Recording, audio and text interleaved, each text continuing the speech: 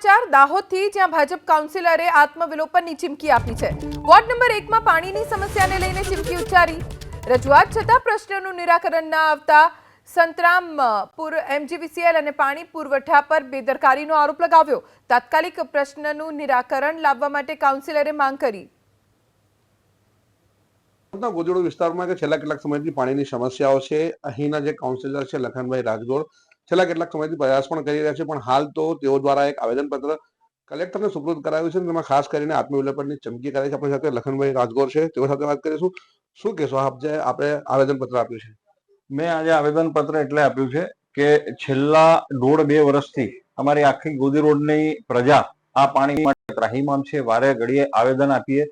અમે લોકોએ પાણી પુરવઠા બોર્ડને જે તકલીફો હતી એ અમારા સ્થાનિક ધારાસભ્ય, અમારા મંત્રી શ્રી બચુભાઈ ખાબડ સાહેબ, સાંસદ શ્રી જસવંતસિંહ ભાભોર સાહેબ, ધારાસભ્ય કનૈયાલાલ કિશોરી સાહેબ અને પાણી પુરવઠા મંત્રી આપણા કુંવરજી બાવળિયા સાહેબ એને ત્યાં જઈ અને સીએમ સાહેબને બધાએ સાથે મળીને રજૂઆત કરતા સીએમ સાહેબે 44 કરોડના ખર્ચે આ એજન્સીને નવી મશીનરી તેમજ 10 વર્ષનું મેન્ટેનન્સ કરવા માટેનો વર્ક ઓર્ડર આપેલ છે ને હાલ કાર્ય એનું કામગીરી પણ ચાલુ છે।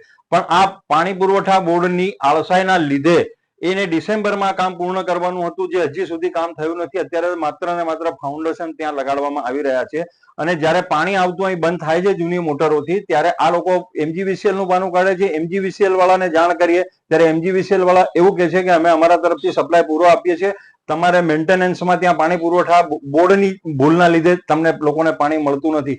જે આ બધું કામગીરી અમારે કરવાની રહેતી જ નથી। અમે માત્ર દાહોદ નગરપાલિકા લાભાર્થી છે। આ તમામ જવાબદારી પાણી પુરવઠા બોર્ડની હોય છે, છતાં પણ એ લોકો કોઈ પણ જાતનું કોઈ કામગીરી કરવા માંગતા નથી। અમારું એક ગ્રુપ બનાવેલું છે જે દાહોદથી 84 કિલોમીટર થી દાહોદમાં પાણી આવે છે।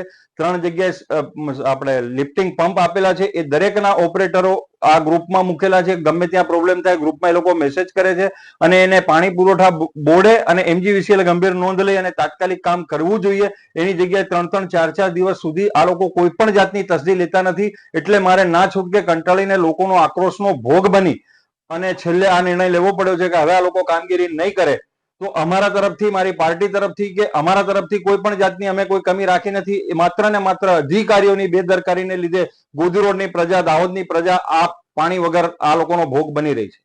ખાસ આવેદનમાં આપે જો ઉલ્લેખ કર્યો છે આત્મવિલોપનનો, શું કહેશો વિશે?